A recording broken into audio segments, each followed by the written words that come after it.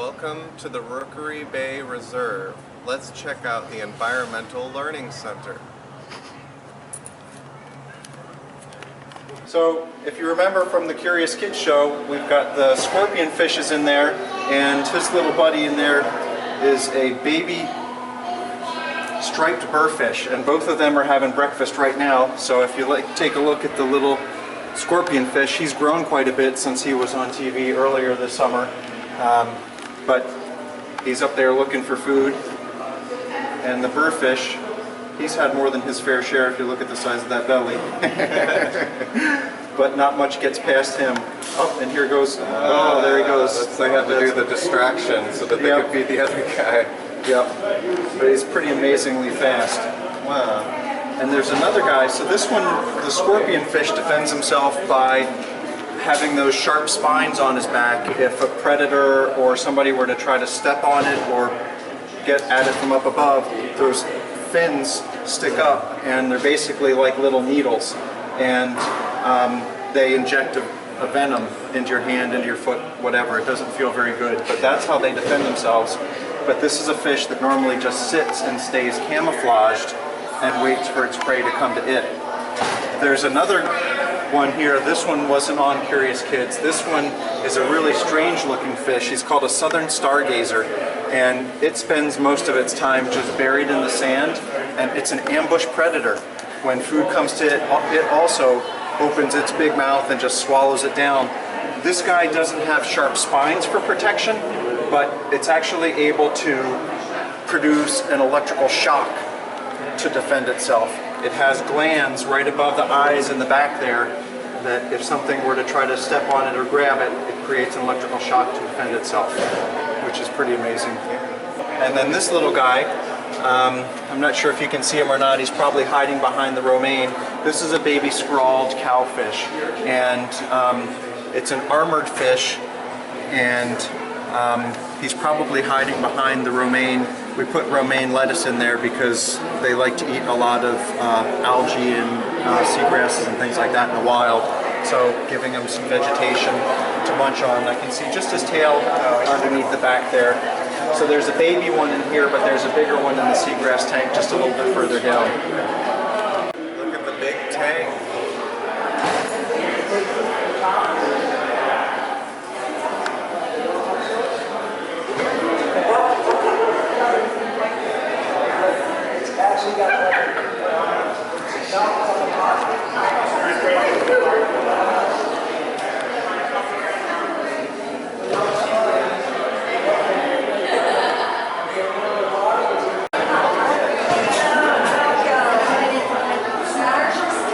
Let's go upstairs.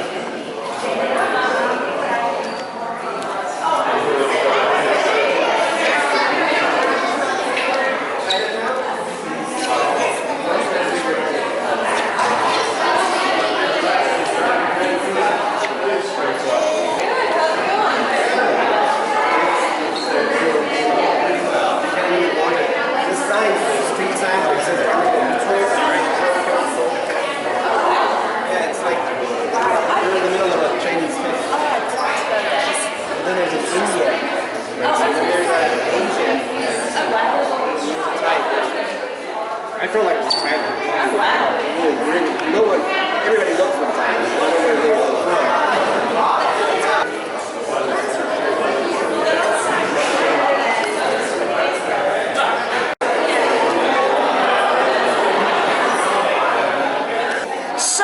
Let's feed the fish in the brackish water tank. Now, if you want to touch this?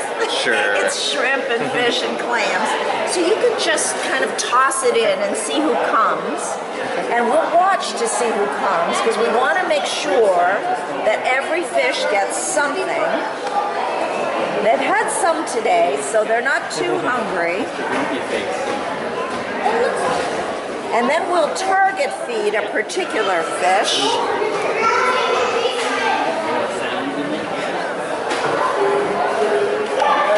Oops, just lost that. Oh, sorry, it's not sharp on that end. Let's see, snook over here. He's a good sized snook, not as near as big as they get though. See if he'll come for that piece of clam. He said it's kind of small for my mouth, but I'll give it a try. How about this piece of fish, Snook? Now down in the rocks, there's a toadfish. And to get to him, we have to use the stick. And you have to go right down in the corner. Oops. Just down, down, down. Oh, it fell off. Let's see if toadfish will come and get that. There he goes. He grabbed it. He's an ambush predator. He lies in wait for little fish to come by that he snaps up with his big jaws. But there's Snooky. He's waiting. How about a nice piece of clam, Snook?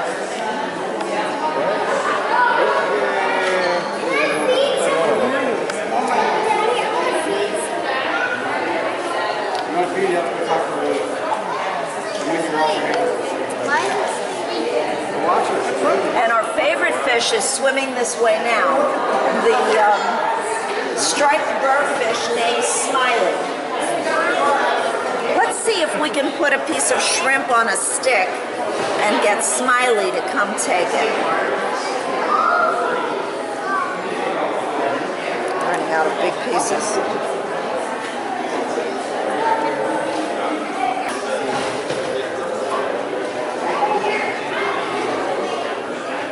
Smiley! When she swims towards you, there she is. She looks like she's smiling. See? Oh, she does. Look at this, and she cute. We're going for Smiley. She's hiding back here right now. She's already eaten a lot, but hopefully we can entice her. What? Who's Smiley? Smiley. Her name is Smiley because when she swims towards you, it looks like she's smiling. There she is. There she is. I see her. And then pull the stick back towards you and she'll follow you. Oh, I see her. There she is. It does look like she's smiling. Doesn't it? She's had so much food today, she almost couldn't take one more bite, but she did. This is the beach, and these are all the critters that live in the Gulf of Mexico, and they're crawling out there between your toes when you're at the beach. Salt water. So let's see, who shall we see first? Oh my, it's very prickly. Take a look. And I'm going to find one down here for you to touch. Go ahead, you can touch. It's a sea urchin. Just, I would say keep it in the water if you can. You can touch it, yeah? It's very prickly. Very prickly. Did you touch? He doesn't, we'll get the crab on too. He doesn't try to hurt you, but if you stepped on it, ouch, it surely would. Now look at this curious one. It has these shells attached to it. Do you know why it does that? It thinks it's hiding. He will cover himself with seashells and plants and sand, and then he thinks there's a word that starts with C. Do you know it? Camouflage. He thinks he's camouflaged while covering himself. Shall we do a crab next? Okay. We have a couple of crabs in here. One very exciting one. I thought you gotta go digging for it, huh? Yes, indeed. Is this calico crab. Now he has big claws. Calico crab, and when you see him spitting, he's really breathing. He's taking in water through his gills and circulating it, and then he's spitting it back out again. So why do we, okay, I'll get that one. Why do we have him in this tank? To keep him safe. because there are predators in this big tank that would be happy to eat him. Someone you wouldn't even think about. How about that big one? How about this big one? I like that big one. And I'll bring him over to you too. This is a big snail. Oh, here we have horse conch, and they're the biggest snails in Florida. And they get to be 2 feet long. So horse conchs are known as snails. They are. A conch is a snail, a whelk is a snail. They're all just. But they live in the water full time. And people eat them if you've had conch fritters or conch chowder. Now usually it's not the horse conch, it's that beautiful white and pink shell that's called a queen conch. But you can eat these too. Do you want to hold them to it? Yeah, sure. Okay, there you go. So, that orange part is his soft body. Did you feel it when he squirted you? And that hard part is the door to his home. It's called, he wants to get air bubbles out of his shell because he does not like air. He will pump himself up full of water and then pull himself down in, and it displaces the water that's in his shell, and that's what makes the squirt. So we said that people eat conch. What do conch snails eat? Anything they can. That we find in this tank. Snail shells are empty because he ate them. And he spits out the shell, and he spits out the hard part, the door. This was the door to this fighting conch. But he spit out the hard bits and just ate the juicy parts. Okay, so let's see a picture of what a horse conch might eat if he was hungry enough. If we don't have any snails for him to eat, what could happen? He did! And what is it that he ate? He ate No kidding. a horseshoe crab. Yes, indeed. One day we came in and we couldn't find our horseshoe crab. And then we saw the tail sticking out from underneath the horse conch. We tried to save him, but he was a goner. Yeah. Now we do have a horseshoe crab in this tank. He has completely buried himself. So I'm going to have to just take a minute and see if I can find him. Oh, and look who came to visit. This is the first time I've seen him today. It is. It's a Florida pink shrimp. And sometimes he'll hold still and sit in my hand, but mostly he jumps around. Occasionally he jumps out of the tank onto the floor. He's been known to do that. Oh, come out of there. Do you like to eat shrimp? Oh, There we go. All right, let me get him. Let's protect her. Do you see him? Okay, yeah, right there. Good job. You got him. You got him. Jumping fish. He's in the protective tank now. Is he? We'll let him rest in there for now. All right, you boys wanted to see that little crab, didn't you? Okay. And the horseshoe crab was over here. What I'm doing is I'm just sifting through the sand, trying to find the horseshoe crab who has buried himself. Oh, I found him. You had no idea he was there, did you? Look! Look at There he is! I Isn't that neat? That is a horseshoe crab. Now you can touch him, but don't poke his eyes out. He uses it to swim like a rudder, or he flips himself over with it if he's upside down. That's right. And there's his little claws. His mouth is in the middle there. I'm gonna feed him in a little while, and you can watch him eat. But he is what does he eat? He eats clams. Do you eat clams too? At the beach? You dig them up at the beach and take them home? Scallops. Yum. So this is our horseshoe crab, and they get really big, kids. They get bigger than a plate. Can we put the starfish? And let's do that next. Okay, we'll let him go his way, but keep an eye on where he goes so we know where to find him. Oh my gosh, let's look. And do you see what has happened here? This goofy sea urchin has attached itself to the hermit crab shell. And the cage. And the hermit crab, and the cage. And the hermit crab is trying to get away, but the sea urchin is holding tight. The sea urchin does not want to eat him. He just thinks he's decorating himself by doing that. But the crab is not saying, maybe this would be a good shell to be my home. It could be, and if he likes it, he'll jump out of this shell and move into that one. But what if there was a snail in this shell already? What would happen? If he really, yes, what would happen? He'd eat him. If he was really hungry, he would eat that snail right out of that shell. Yes, he would. Is that a snail shell? This is a snail shell. This is a snail shell. Most of the shells in here, I'm seeing if we have a clam shell in here, are snail shells of different types. The snails in these cases, like this tulip snail, look at look at its body. It's purplish. Isn't it pretty? Yeah. It's in there for its own protection because there are creatures in here, namely our giant horse conch snail. They're all marine snails who would eat him in a heartbeat. Oh, okay. And same with this little tulip snail. He would get eaten by the horse conch if he weren't protected in this case. And in this case, we have something you don't find as often. He's called, see if I can get the sand away from him a little bit. Sand flea? An olive snail. A sand flea, that was a good guess from what you saw. But he's not a sand flea, he's an olive snail. And that long pointy thing he's sticking out. Let me see that. I'm in a good light for you.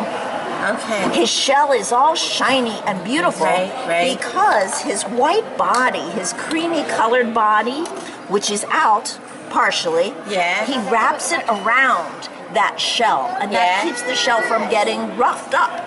It's smooth as can be because he keeps the mantle of his body wrapped around it a lot of the time. I'm gonna let Flip it over. Flip it over. Well, let's flip it over. You will see its mouth. Oh, sure. And you see it. Let's see. He has his legs kind of tucked in, but he has hundreds of these little orange tubey legs that help him move around and stick himself to things. Oh, like that one?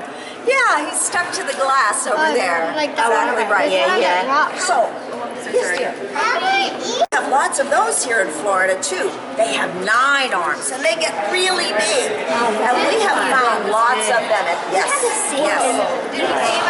Now before you can hold any, you have to learn his real name. No starfish. Scientists say stop calling them starfish because they are not fish. Right. They don't look like fish, do they? No, they're from a whole different family called Echinoderm, which means spiny skin. So feel the skin. It's kind of rough. They're not all fish. Sea stars. They live in the sea. We used to call them starfish. It's the same creature, but the scientists say stop calling them fish. Call them sea stars, even though. On this rock, There's a starfish under them. we have all 3 cousins. Oh, the sea urchin let go. But we have a sea star And a sea cucumber. and a sea cucumber. It would. And one day, we had a sea star with 6 arms. We're not supposed to have 6 arms. But our biologist here thinks that one arm was chewed off or broke off, and it grew 2 in the place of 1. So we did have a 6 arm. Does the other arm grow to be able to survive? Yeah, it usually looks a little different. It goes slowly, but now not the arm that's broken off. That will die. Oh, it will die. It doesn't have enough genetic material. What's he called? He's a spider crab. Does he kind of look like a spider? And he does have sharp claws. He's trying to pinch my skin right now. Touch his back if you want. It's a shrimp. You can touch the back of his shell. What we found! Oh, that's right. It's alive! Oh, which right is it? It's alive! It's alive, you're right. Now, I think he he's hungry. And I think That's just cool. it might be interesting if we give him a bite of fish to eat. Do you think we could do that? Why does he keep? Okay, I'm gonna watch. I'm gonna set him down. Climb off me, buddy boy. He doesn't want Because to. Allie doesn't want to let go. Come on. Is that you No, it's a little pokey, but unless he really pinches my skin, which he hasn't done. All right, now let me get a little bite of Abby, look here. Amy. fish. Amy, here, smile. Here's a little bite of fish, and we'll see Fish on a if he's stick. interested. It's a kebab. Yeah. Let's see if he's gonna eat it. Ready? And now just watch. He'll smell it first. I would take my hands out of the water. Yeah. It's a bite of fish on a Eat it? Is stick. he gonna He'll pinch it? smell it and he'll probably start waving his arms around. I was gonna eat it. Or sifting through the sand because he senses something. He's gonna eat it. Look closely. Now, he's been held a lot, so I'm not positive he'll be interested in eating. Yeah, but if I get it maybe a little closer, let's see if he'll grab on. I feed him every day, and he takes it greedily, eagerly, but he's a little nervous because he's been handled so much. What do you There think? we go. You know what you're There he doing. goes. But he's too nervous to He'll find stop and eat. So we'll just leave that in there for now, and maybe he'll eat it later. Or I can take it out. What if something Yes. else eats the fish? And that would be okay, as long as it gets eaten by somebody. We feed the sea stars little bites of shrimp. We feed the sea urchins shrimp and also little algae blocks, wafers. And yeah, there's a big live shrimp. Come on out, fella, but don't jump out of the tank again. He was already on the floor once today. Wasn't that a cool show? Well, this morning I came out before my walk to check on, see what I could talk about, and this butterfly was still in the chrysalis at probably 8:30, 8:45 this morning, and for my first plant walk at 9:15, it had emerged just in that time, so I didn't get a chance to see it actually come out of the cocoon, but it's still busy pumping up its wings from the abdomen, and hopefully with a nice sunny day like this, the wings will dry up and it'll get to fly away and start its life as an adult Gulf fritillary. Let's go see the python exhibit. Oh, I got one over on the Fishmaster. No, it's all the color's gone. And hello, this is the invasive Burmese python. They're widely distributed here in South Florida. This one happens to be a juvenile male. He's only a few feet long, but these can get to be 18 feet in the Everglades. And they're not a threat to us directly, even though they're an apex predator, but they are eating up the native wildlife in the Everglades. An animal to get to be about 10 feet long could have eaten dozens of native mammals, dozens of native birds, maybe some deer, maybe some crocodilians on the way.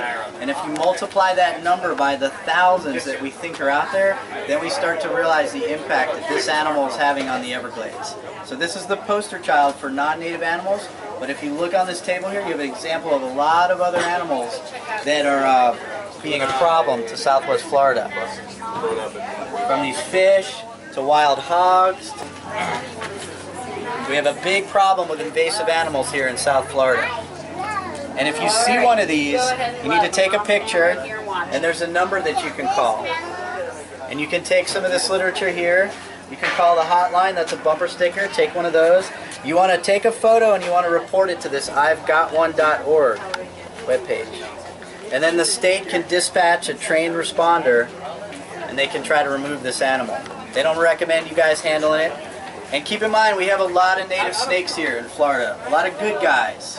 This one happens to be a problem child that we want to get out of the system. But we have dozens of native species of snake, and you shouldn't touch a snake if you don't know what it is out there. You should get a good identification, but you shouldn't run away and scream either. Let's go get some information about the invasive species of the east coast of Florida. So we luckily don't have giant African land snails here, but they do have them on the East Coast in the Miami area, and they in fact do eat walls. They do eat stucco, and they're really dangerous. And there's to the local economy because they can actually devastate agriculture as well. And there's lots and lots of them over there, and the state has spent hundreds of thousands of dollars trying to exterminate them, and it's very difficult, which is one of the problems, with dealing with exotics, because once you let the genie out of the bottle, it's hard to put it back in. Do they have, like, in general, more problem with exotic species on the East Coast? The East Coast, they have a lot. They have a lot more, just because there's higher population. There's a variety of habitats. There's a variety of different exotic trees. For example. They have entire wild populations of parrots, macaws, and all these crazy parrots because there's so many exotic plants that people have for exotic vegetation that people have in their yards. So overall, yeah, they have a lot more because a lot more has been dumped off over there over the years. This is the National Estuaries Day Festival. Let's start with the plant tour.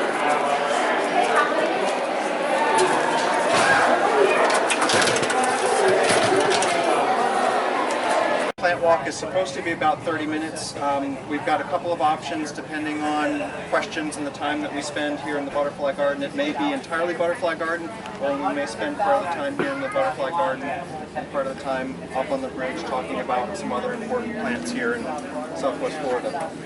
So I would prefer that this be just an open discussion rather than me blabbing away the whole time. So if you guys have got questions, please feel free to ask. My name is Dave Graff. I'm part of the education staff here at Rookery Bay National Estuarine Research Reserve. And if no one has welcomed you all yet, welcome and thank you for being here for our National Estuaries Day celebration that we have every last Saturday of September. So, yep. So we'll go ahead and start with the butterfly garden here. And this butterfly garden is not all entirely native plants, but they're basically Florida-friendly plants. There are a lot of natives in here. Does anybody have, you mentioned you've got a butterfly garden at school? Okay, so typically for a butterfly garden, what types of plants do you need? There's sort of two big categories. You need the kind that the caterpillar eats and the kind that the butterfly gets the nectar. Very good. So this garden has both nectar plants for the adult butterflies and it has food plants for the caterpillars. We've got some very small caterpillars down here that we'll see in just a couple minutes that probably hatched either yesterday or today. They're literally smaller than a grain of rice. And there's also a bigger caterpillar that we'll get a chance to see down here. But we'll go ahead and start. Some of the plants, we've got a little skipper. There he goes. There he goes. Right here on the blue porterweed. Is that milkweed? This one is called blue porterweed, and this is a long-tail skipper. Beautiful insect. If it pauses and opens the wings, you'll see there's sort of a turquoise blue color, iridescent, really, really beautiful. But did you notice how the flight of that butterfly was not quite normal? And that's why they call them skippers, because their flight is quite a bit different than... Oh yeah, yep, and it's got that iridescent green back. Oh, yeah. What's that plant? That one is Turkman's cap. Oh, yeah, yeah. I believe. This is not a native one, but it is a popular butterfly, and probably hummingbirds would go to that too because of the color. Before we get going too far, did everybody get a chance to see the Gulf fritillary butterfly right here? This one just emerged within the last probably hour, and it's pumping fluids from its abdomen to fill up its wings, because when it's in the chrysalis, it's all tucked up and smushed up, but once it emerges, it starts pumping that fluid from its abdomen to fill out the wings, and hopefully the wings will get full and dry properly, and that butterfly will begin its flight, starting to look for mates pretty quickly. One thing that's absolutely amazing with this particular variety of butterfly, if you look carefully at its wings when they're folded up like this, it looks like they're white. There are white patches on there, but it's actually silver. And silver is not a color that I often associate with insects. But if you look at the scales on there carefully, you'll see that it's not a white color. They are. This is a Gulford Larry caterpillar. Can't tell if it's male or female. Only they know. Probably pretty soon. Yeah, because most butterflies don't live very long. Walk down this way a little bit. And we've got this neat plant, and get up and close and personal with this one. This is a good one to pet or rub. This plant is very, very soft. It feels kind of like, some people call it lamb's ear, but this plant is called necklace pod, and it's a native one, and it's a good butterfly plant. And here's some of the seed pods, which is how it gets its name, necklace pod, from these little pods down there. This plant is a popular food source for a particular type of butterfly that most of you probably have seen but not given much thought to. There's a huge variety of butterflies called sulfurs. Have you heard of them before? They're just yellow, which is how they get their name sulfur. It has some of the sulfur caterpillars on it, so if you want to come to me.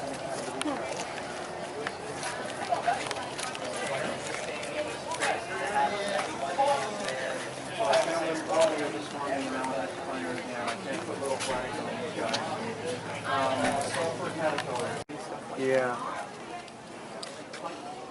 I don't want to take them off the plant, so it takes me a second here to find them when I get back. Here's one. So underneath the plant, right here, this yellow and black. Oh, honey, can you take a picture of that?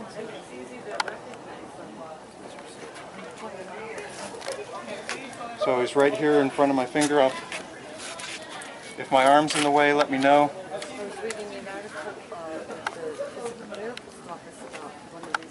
This tour is awesome. Did you guys want to come get a chance to see the sulfur butterfly? I know you wanted this picture.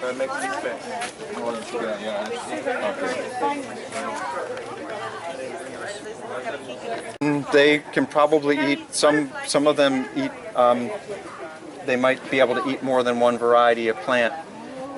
This one is a senna, isn't it? But the seed, or the eggs for the sulfurs, it looks like a tiny little corn cob. It's a yellow, small structure. It's really cool. This plant behind you here, this is not necessarily a really good butterfly plant, but it's a great insect plant. This is it's goldenrod, right? I have it, but I can't remember what it is.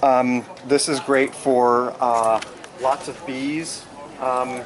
Visit these, and there's a really cool insect called an ambush bug that blends in with the goldenrod, and it's a predator.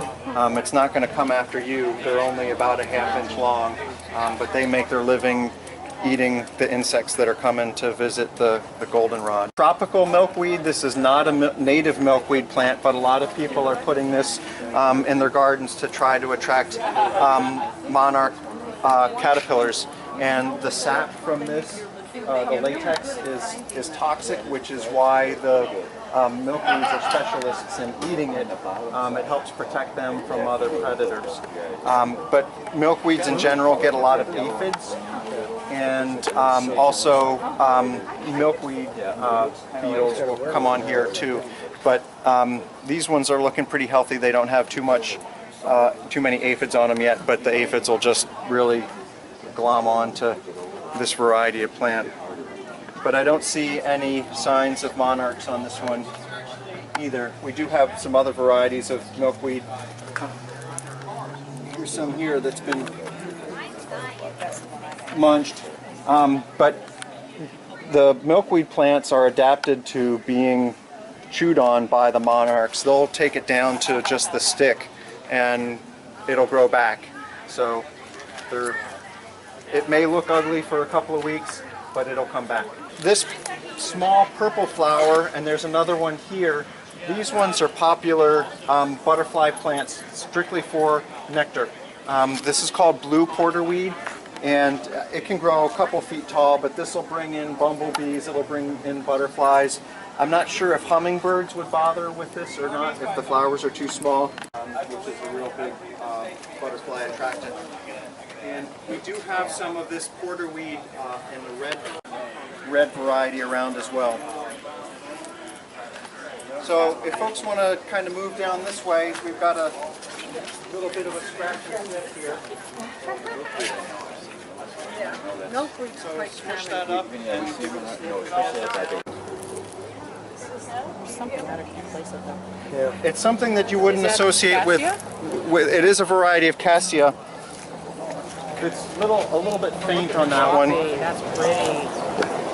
I hope mine gets that. It's called popcorn cassia because it smells, you pick up a little bit of a buttery popcorn scent to it. Now that I give you the secret? Maybe. No? Okay. Do you smell popcorn in that one? No. I was gonna say I. Give it a little bit of a pinch. Are you, or has it been all smushed up? Oh no, I smell it now. It does smell like buttery popcorn. I do smell it. It's a really good, actually, let's see if we've got some in the shade. There's a little bit in the shade there, but we'd still be standing in the sun. So this is a great native plant, not only for butterflies, but when it's blooming, it brings in a lot of honeybees. And it produces a lot of beautiful red berries. If you look at the one behind us, yep. This was one of the first scientific names that I ever learned. Strange one. The genus name on this is Psychotria, like psychotic, and the species name is nervosa, so psychotic and nervous. I mean, what a great association for coffee. So this isn't used for making coffee. From what I've read, the Calusa used to use the leaves for making what was called the black drink, which was used for another great not only butterfly plant, and I'm watching a plant like this. Honeybees love these flowers, but because they're long tubular flowers, they can't get their mouth part. Although I chew through the back of the flower back here, I can get to the sweet stuff. So you actually, if you ever get a chance to watch honeybees, they'll go for the base of the flower, chew through it, and then get the sweet stuff at the back of the flower rather than trying to get their mouth into the narrow part up ahead. So it's kind of cool. This plant does grow very rapidly and will outcompete a lot of other plants. So if you want to put this in your yard, just get ready to have to trim it a lot because it can get to be probably an 18-20 foot shrub. Is there a smaller There is a variety? dwarf variety, but even that one you need to trim. This is a great plant.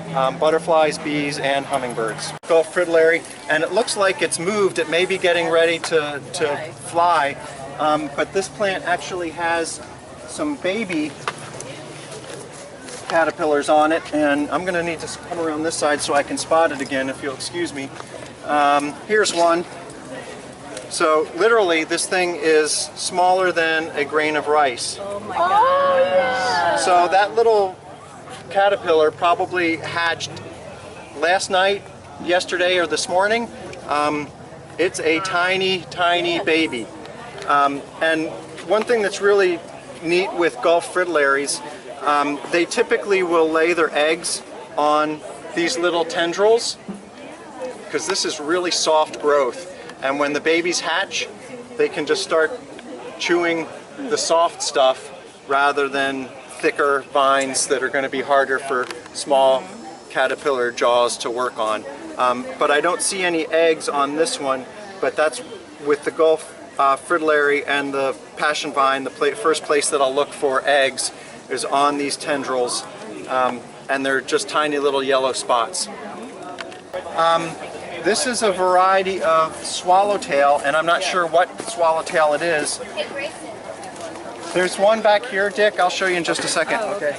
This looks to me like looks like a little baby swallowtail caterpillar. This plant here is wild lime. the pipevine swallowtail caterpillar. So this is not a teeny one. This one's quite a bit larger, and it's growing. It's feeding on Dutchman's pipe vine. So this one isn't full grown, but the mama butterfly lays the eggs, again, typically on the vines. Sometimes she'll lay them on the backs of leaves. And this one started out just as small as that Gulf fritillary caterpillar. So they grow quite a bit in their lifetime. Yep. I believe that one's scorpion tail or lizard's tail. It's one of those two. Over top of us here, got nothing to do with butterfly. And the other ones all died off is what they think. Well, nobody really knows. I'm here in the butterfly garden with me. If you guys have got some questions, please feel free to. I'm going to be sticking around here for a little bit. But if you guys have got other tours to get on, thank you for your time, and thank you for being out here today for National Estuary Day. For the next part of the festival, let's go on the boat tour.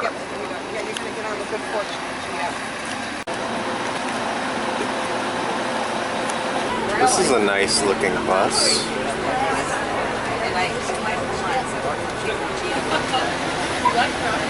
Good morning. Can everyone hear me all right? Yes. Welcome to the Rookery Bay Research Reserve and to our National Celebration of Estuaries today. My name is Gary Linton. I'm the former director for the Rookery Bay Research Reserve. I've been at Rookery Bay for nearly 30 years. This is Wells, Maine, so we have estuaries all over the country that are engaged in the National Research Reserve system. What about Rookery Bay? What is it so unique? Why designate Rookery Bay as a research reserve? I'm a little biased, but I'll tell you what you're going to see on your boat trip today is one of the most pristine, undisturbed estuaries left, not only in the United States, but in my opinion, in the world. And despite the fact we're living in one of the fastest developing areas in the United States, particularly right now, we're extremely fortunate that we've had the opportunity to work in partnership with the local community and sustain the environmental health and conditions that we have here in Rookery Bay. So when I first started in 1986, we had 9,000 acres that we were working to protect. We now have 110,000 acres, and Keith and his team of over 40 staff work in research, education, and stewardship in partnership with the local community and groups like the Friends of Rookery Bay to help sustain the health of this incredible resource. You're going to be seeing, possibly today, I can't make any promises, but we do have manatees that swim in our local waters. We have dolphins, very robust wildlife populations. We have hundreds of species of birds that utilize the resources of the Rookery Bay Reserve. So there's lots to see today. And what I really encourage you to do is consider coming back and joining us again. Today is celebrating estuaries like Rookery Bay, but if you're interested enough, think about becoming a member of the Friends of Rookery Bay. You get free admission to the Learning Center. We have a lot of programs that happen throughout the year. It's a fantastic opportunity to learn about estuaries and to get involved. But with that, let me turn it over to my esteemed colleague, Keith Lockett, the director of the reserve, and he can perhaps share a little bit more. And where we're going is actually very close to the 10,000 islands. So as you begin your journey into the Everglades, just think about, what this area looked like, probably 100 years ago.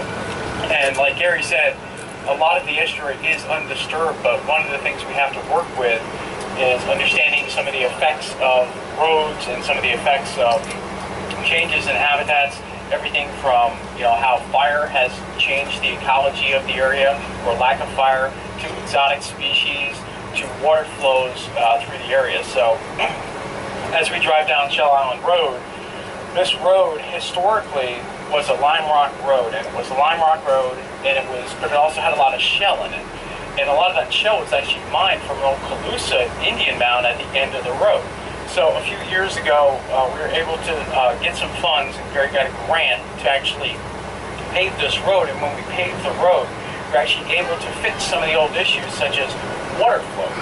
As we're driving through here, we're surrounded by swampy forest. We're surrounded by water on both sides, but of course water can't flow across the road or under the road.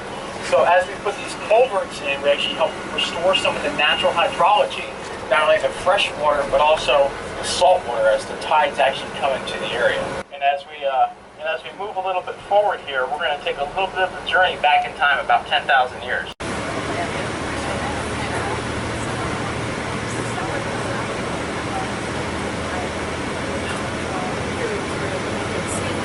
And what you notice is all of a sudden we're in pine flatwoods, and a lot of this is actually scrub. If you go back in time 10,000 years ago, these were actually sand dunes on the beach when sea levels were actually higher. So these are called Pleistocene sand dunes, and it supports the most unique habitat in Rookery Bay, which is scrub habitat. The scrub habitat is made up of these very coarse sands, these white sands, and as we drive past, you'll be able to look down some of the fire breaks that we have, and you'll be able to see this very white sand. Well, the reason that this habitat is so rare in Rookery Bay and so rare in Southwest Florida is that that sand drains really well. Developers love it. Developers love it, and you can see that really bright white sand. Developers love it for not only how quick it drains, it doesn't flood as much, and things like citrus groves, which historically are planted in these type of areas. So we're lucky here at the reserve that we've been able to, this was some of the most important habitats here, and the way we manage this is by using a lot of fire. This white sand area that's high and dry is also home to two very important species in the reserve, and that is gopher tortoise and indigo snakes. The gopher tortoise has lots of burrows. They actually, some of these burrows can be 20 foot long, and the burrows are actually important to the habitat because they've identified over 50 different species will actually inhabit the burrows with the gopher tortoises. This scrub habitat also, it's really driven by fire. A lot of the upland habitats in Florida are really driven by fire, and one thing that makes scrub unique is that it doesn't really want to burn until it wants to go, until it have to have really good conditions. And when it goes, it goes. And these scrub fires can be very, very, very hot, which is actually naturally the way that these areas knock back some of the scrub oaks, which are trying to sort of invade some of these areas, because the palmetto drives that fire cycle. So until you can build up enough palmetto to actually carry a fire, these areas won't burn, and by that point, when it's ready to burn, you actually need to start knocking back some of these oaks over time. Saw palmetto is so flammable, even though it's bright green, that I've heard that a cup of saw palmetto that you can actually cut into little fine pieces in a cup can be almost as flammable as a cup of gasoline. And we have prescribed fire crews that come in from out west, and they actually train, these are guys who are probably on things like the Valley Fire in California right now. They come trained in Florida. And you bring these guys out here and they say, how is any of this stuff going to burn? It's all green. The humidity is 70%, 60%. On a good, real dry day here in Florida, what's it get down to? Maybe 30% in a really dry day. Where these guys come from, a dry day to them is like less than 10% humidity. And everything is brown. So we brought these fire crews out from California, Colorado, and they said, we're warning them how hot the fire gets. Yeah, whatever. These guys are hot shots. Literally, the special forces of firefighting. And at the end of the day, one of the guys walks up and goes, you know what? That green stuff does burn. You're right. So it's the fire really drives these habitats, and as you can see, right, it's this little bit of sand dune. It goes. If you look right to the back, boom, there's mangroves. So just this little tiny unique habitat that is very much surrounded, by these mangroves, which makes Rookery Bay really unique within the system of national reserves. This is the boat tour. Let's get started.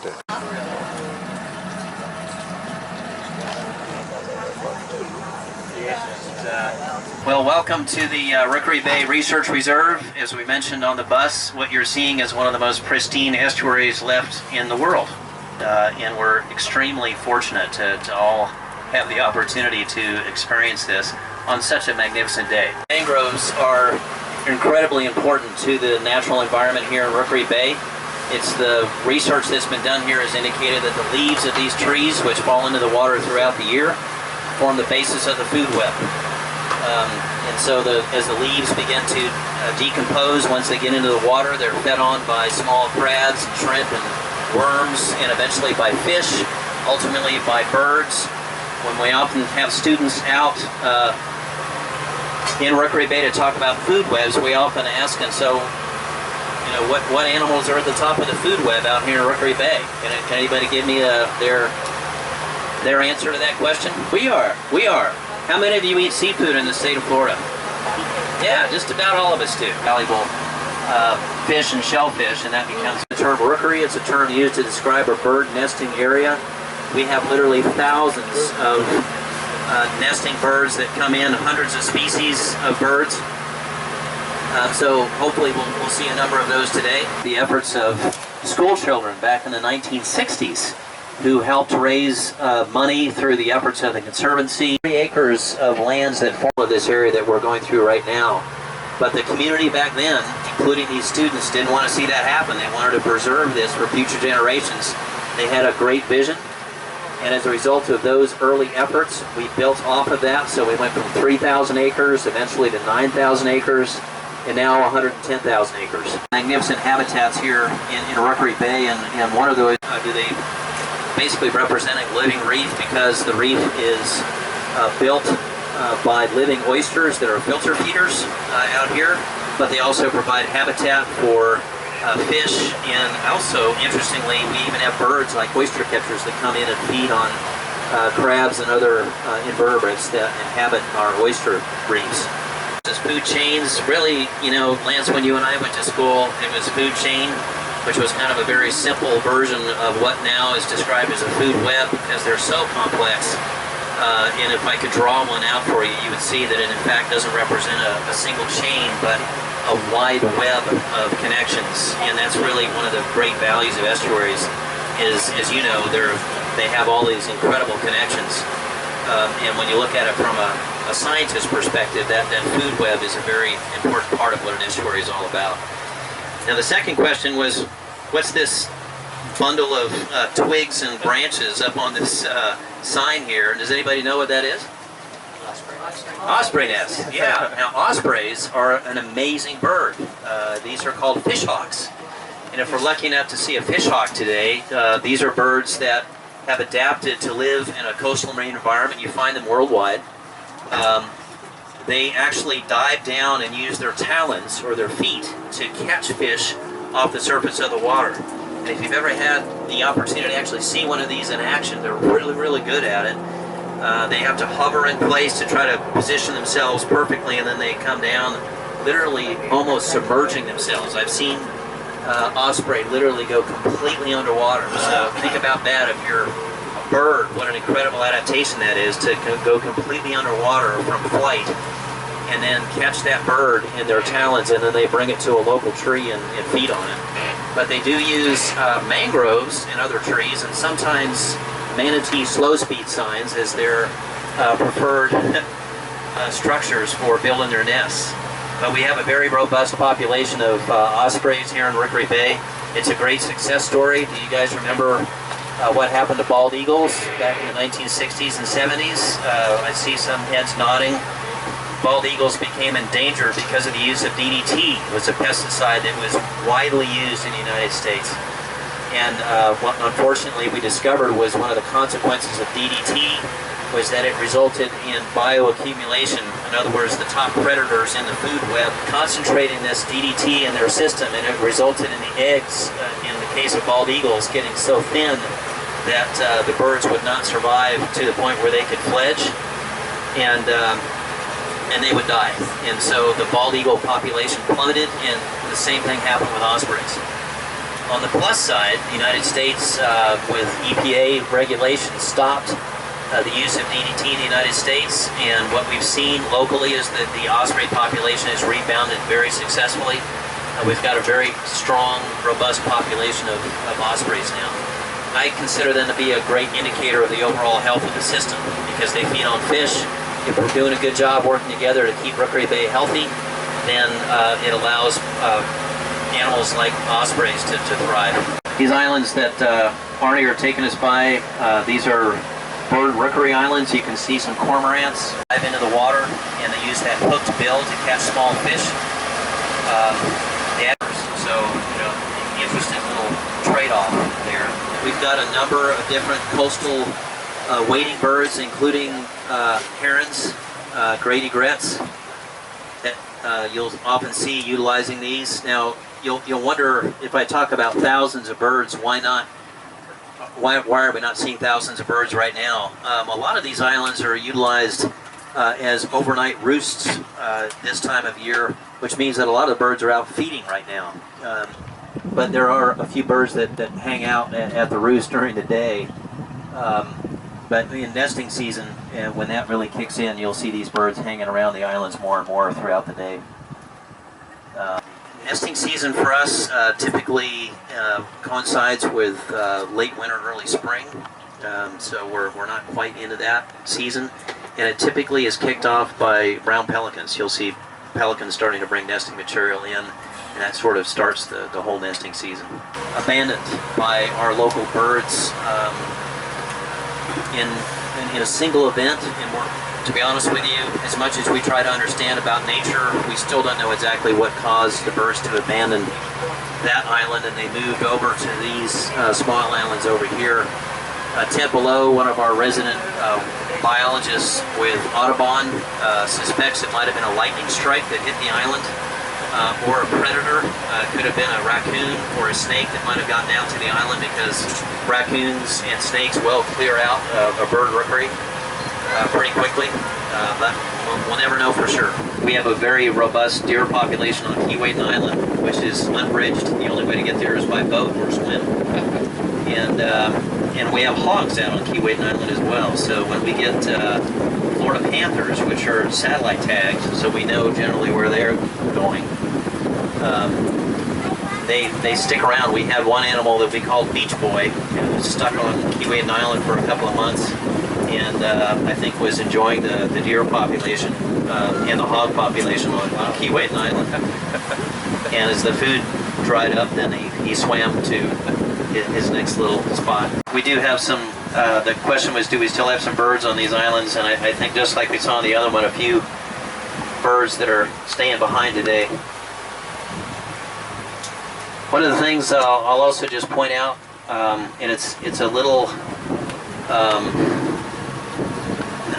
I put it this way, it's not apparent until perhaps you think about it, but if you spent time along the coast of Florida, it's rare to go out into an environment like this and look around and not see high-rise buildings and evidence of people living along the coast. When we spent $57 million of taxpayer money between 1990 and 2000 to buy and expand our boundaries from 9,000 to 110,000 acres, one of the things that was accomplished was creating a landscape that is completely natural.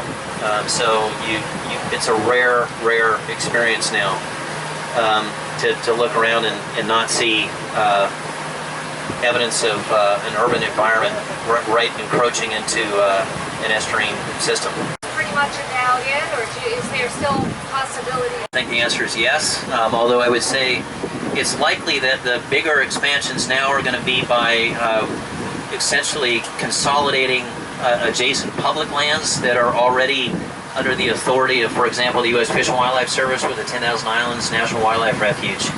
And the advantage of doing that is that we can provide additional protection and funding to do things like research and education within that expanded boundary. So the U.S. Fish and Wildlife Service has indicated an interest in talking to the reserve about an overlap of boundaries that already exists, but changing it up. There are some private lands that are still not developed, and as the state explores ways to build the pot of funding, so to speak, to get back into buying land. They've been out of the business of buying land now for a number of years, but as the economy recovers and as the local populations around Florida begin to hopefully support the idea of environmentally sensitive land acquisition, I would love to see that happen. Sea terns that are diving, you see them swooping down. These are terns that are feeding on small bait fish. Getting a fish, they'll often bring, if it's a male, will bring that fish back to the female on the beach, sometimes to entice them to have an interest in starting a family. Sounds familiar. It's not a sports car, it's a little fish. So you can see another osprey nest here on the sign. The unfortunate thing about ospreys choosing these signs is that boaters will sometimes at night run into these signs and knock the nest right into the water, and will lose all the eggs or the fledglings. So we're talking about starting to increase the number of nesting platforms in this area so that we might encourage the ospreys not to build on the signs. The question was why the palm trees in the middle of what looks like a mangrove forest. Whenever you see, for example, pine trees over here, or these palm trees, cabbage palms over here, that's an indication that you're actually looking at some area that's higher ground. So we've got a pine forest over here beyond this low elevation mangrove forest. There's a bald eagle's nest over here in this stand of pine trees. A little hard to see right now, but it is an active nest used during the year. And the cabbage palms over here are part of a little upland area that was an early settlement here in the Rookery Bay Reserve. In the case of the cabbage palm trees, that's exactly what that is. It's a cabbage palm hammock. Nice example for study. Yes, yeah. There's actually some discussion about trying remnants of the dome house and turn it into an artificial reef offshore. So we'll have to see if that's the end result. Both work in tandem to sort of help capture, so it would be sort of protect our manatees in local waters. You know, it's a great question because when we get really serious hurricanes like Wilma in 2005, that was a Category 5 storm as it came off the Yucatan. We actually removed our water quality units because these are $10,000 units, and we didn't want to lose all that technology and all the information. And I would encourage you to consider joining the Friends of Rookery Bay if you have not done so. It's a fantastic nonprofit organization that supports the mission of the reserve. That's my little promo since I'm now the executive director for the Friends. It's my job. We're done with the boat tour. Thank you, sir. Look at the weird slime stuff.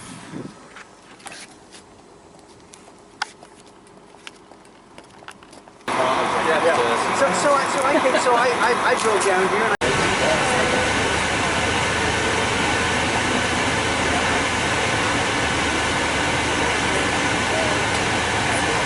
As we speak, we are heading back to the Environmental Learning Center.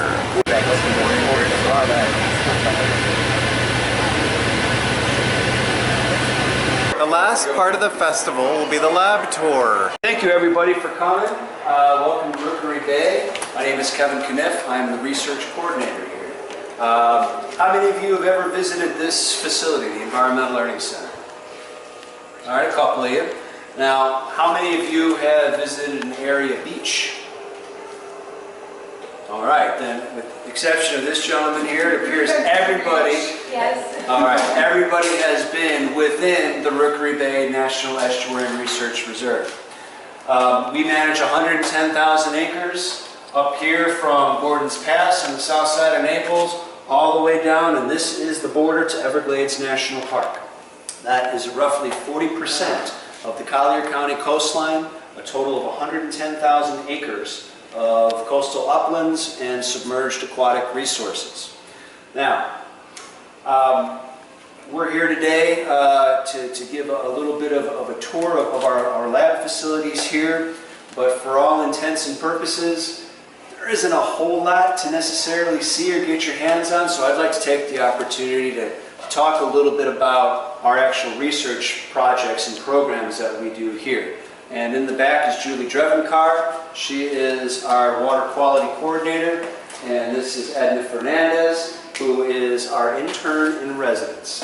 What I'd like to first talk about is the basis of research and monitoring that every one of the 28 National Estuarine Research Reserves do in common.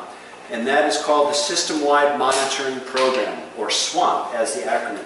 It is basically the foundational water quality research that every nerd has to do in the same way.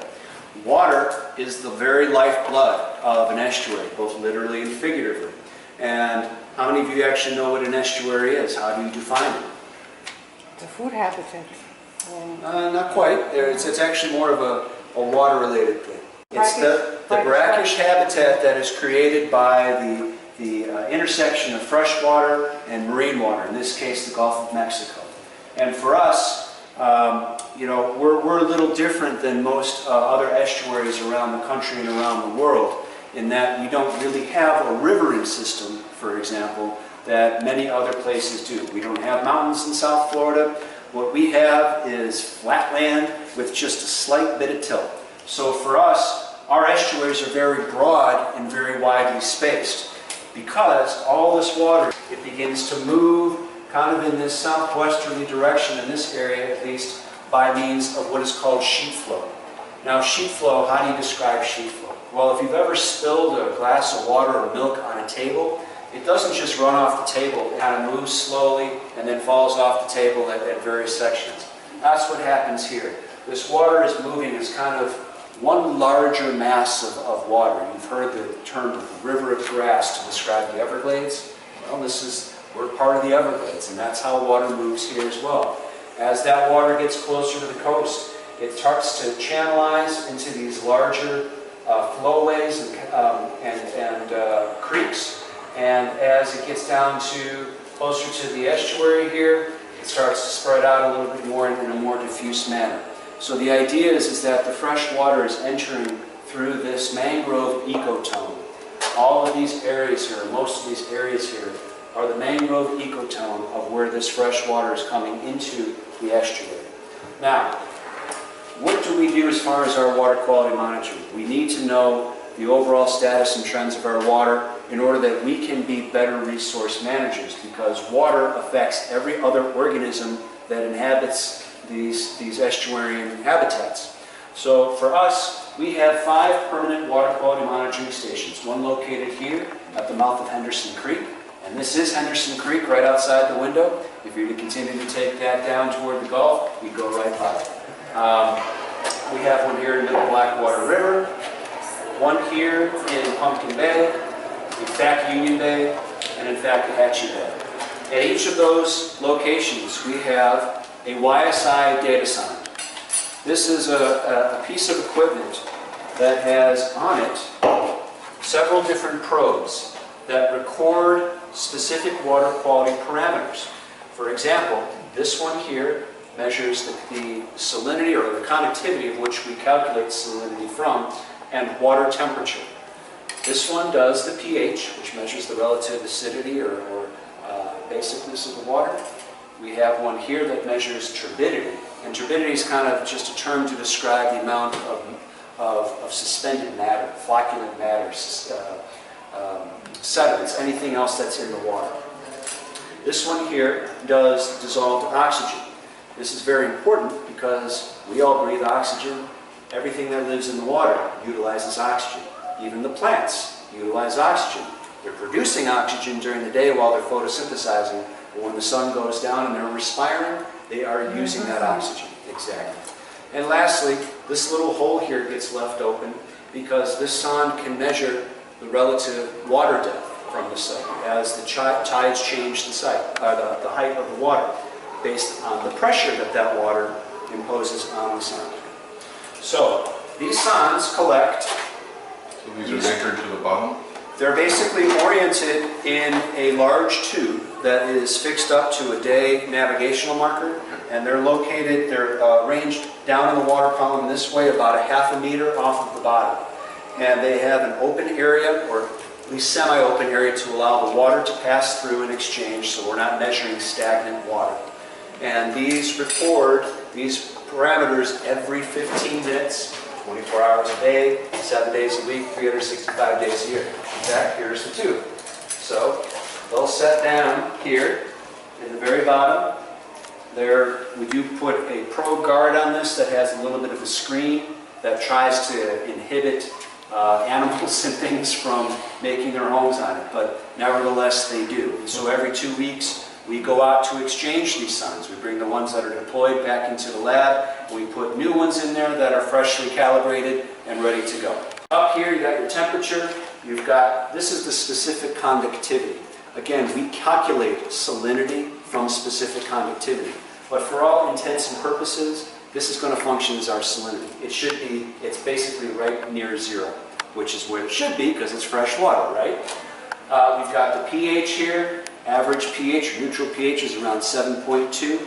So our tap water is running a little more basic, and that might be expected because of all of the treatment that our fresh water undergoes and the buffers that are put in to make it a little softer, I suppose. Don't disregard that. Down here we have the oxygen concentration within the water because it's being pumped through systems of pipes where there's current, there's always air and turbidity, and it's getting very well aerated.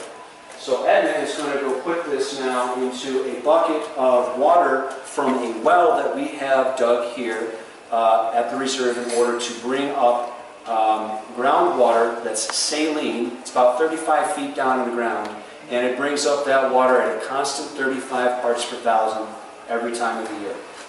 As you can see, when she put it into the saline water, you can see that the specific conductivity shot way up. That's to be expected because that water is salt water. Likewise, you see a little bit of a drop in the dissolved oxygen. Now, this water's been sitting here for a couple of hours, but this was a much starker change earlier this morning when I first put this in. You don't see much of a temperature change because they've been sitting in the lab together now for a couple of hours. Now, she's going to take this and put it into a bucket of water that I pulled off of Henderson Creek here at the dock. And this time of year, Henderson Creek has a lot of fresh water entering it because of all this water that is draining off of the wetlands, okay? Also, Henderson Creek is connected to the 951 stormwater canal. So it's receiving water that is even being drained off further north in this watershed. Secondly, each of these sites have characteristically different water flow impacts that Pat's going to talk a little bit more about, in particular down here in the 10,000 Islands. Let's zip over to quickly into the lab here.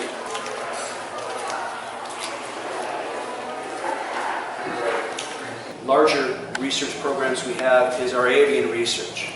Birds are obviously a very charismatic resource, easily observable by just about everybody who actually can get out there and look.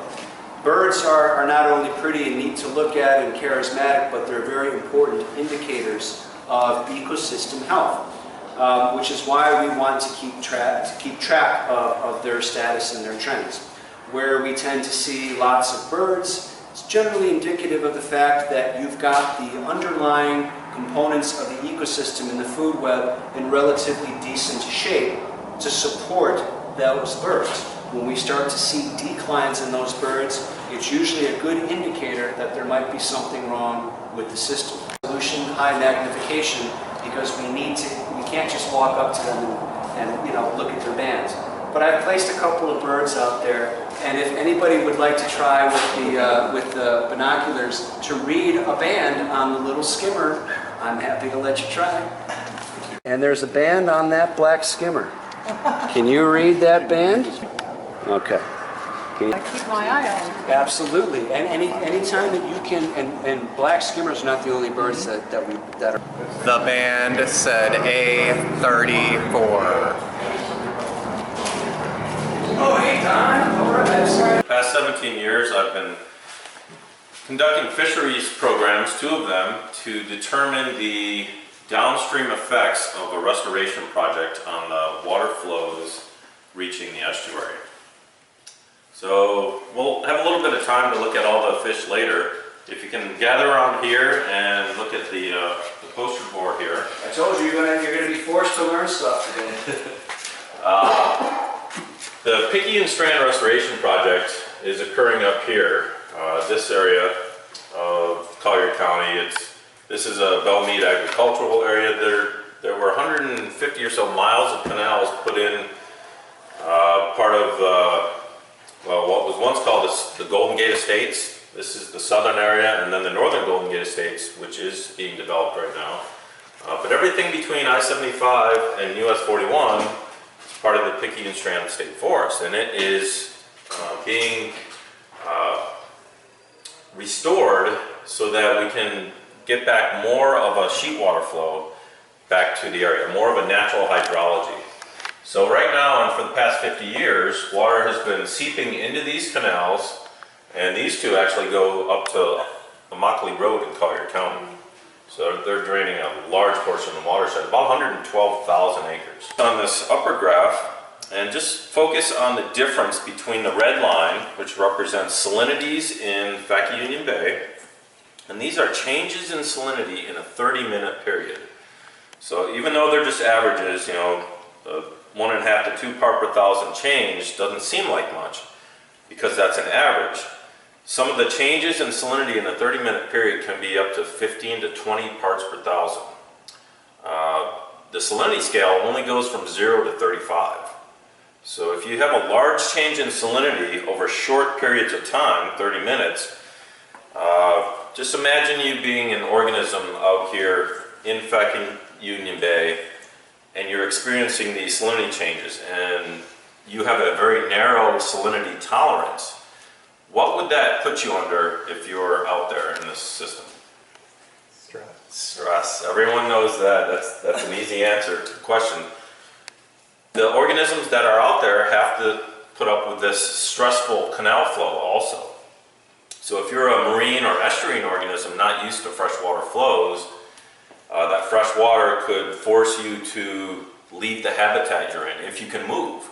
If you're attached to the bottom, if you're a seagrass or something, oysters or whatever, you're going to need some type of coping mechanism to deal with the water that flows above you. Where there's less change in these systems, which are more natural due to the hydrology that they have. So this area is going part of a restoration project. They're going to put land plugs into these canals. So they're going to scrape out the roads that were originally built from the spoils by digging the canals. They're going to take that limestone and put it back in a sort of periodic fashion, putting little plugs in there, forcing the water to have to move horizontally through them, which is going to slow the water flow down. It's going to hold more water in the watershed. The water that stays there longer percolates through the limestone substrate of South Florida to the aquifer, which we all draw our water from. So all of South Florida pretty much gets its fresh water from the ground. And so the water staying in the watershed longer helps that aquifer build back up. As we draw water out, more rainwater filters down and recharges it. So, this is a small portion of Everglades restoration, sort of the southwest version of it. When you get into, western Collier County, there's a whole other set of canals. Oh, okay. Naples Bay kind of goes through similar water flows that Fackie Union Bay does because of all the canal systems. Where would the canal be that runs along 29 and goes down to Everglades City? 29 is right here. All the way up in there somewhere? So yeah, so it's right here. It's next to it. So they monitor water down there? I'm not sure. That's within the park boundaries. Oh, okay. Yeah. So I'm not sure what. Oh yeah, it goes out to Chokoloskee and then you got Everglades Park down there. Yeah. So I've been studying this estuarine portion of this restoration for 17 years now. Hopefully, they'll be completed within 3 to 5, and I can get some post-restoration data afterwards, compared to everything that I have here, the fish data, the macroalgae, the water quality, and document those changes. So I've got all these fish here if you want to check some out. I do a shark program where I look at juvenile sharks and how they're affected by the canal system. And then a fish trawl program where I've collected some of these creatures. And the rays and the sharks, and there's a guitar fish down here, those are all cartilaginous fishes, or elasmobranchs. So their skeleton's made of cartilage. The electric ray can actually produce electrical charges. That was interesting. That was something that... Yep. Even my supervisor didn't know we had them around here. shot by a starfish. No idea. Oh, okay. Before I knew what they were, I picked one up and it shocked me, and I immediately let it go. They will actually leap out of the water, and if you're lucky enough to see them, I've seen 10, 12 foot wide eagle rays jump out of the water before. They are common around here, and that's about all I can think of for that fish. So one of these fish in this group, lionfish, is an invasive exotic. It's taken over the Caribbean, Florida waters, Gulf waters, and you know, there's basically no regulations on them so that people can take them out of the system when they find them. Look at this Atlantic guitar fish. Thank you for spending as much time. Great, thanks. I know we ran a little late. Yeah, the detention pond. All right, this is the lesser electric ray, and they can produce an electric charge that they can only discharge once, and then it takes a while for them to build that charge up. But they build up that charge, which I actually picked one up and got shocked by it, and it made me drop it immediately. So if you see anything that looks similar to this, you want to stay away from it, and you know, take pictures, but leave it alone because it will shock you. And this is a Jamaican dogwood, and this plant grows naturally here. But the interesting thing is that early Indians used to use this plant a lot because plants have to protect themselves, right? And so plants can't get up and run away when a predator comes. You know, like one animal can chase another animal. Well, plants are stationary. So what they do is they devise protections inside themselves with chemicals. They create chemical compounds in their system that help to protect the plant from predators. So some of those chemicals will poison, if something starts eating the leaves, it'll poison the predator. Some of them are retardants to keep animals away from them. You know, the animals don't like the smell of them and don't like the taste of them, and so they'll go away from them. Sometimes they'll drop chemicals on the ground, and those chemicals will stop other plants from germinating underneath them, and those are called allelopathy. Goodbye, Rookery Bay Reserve.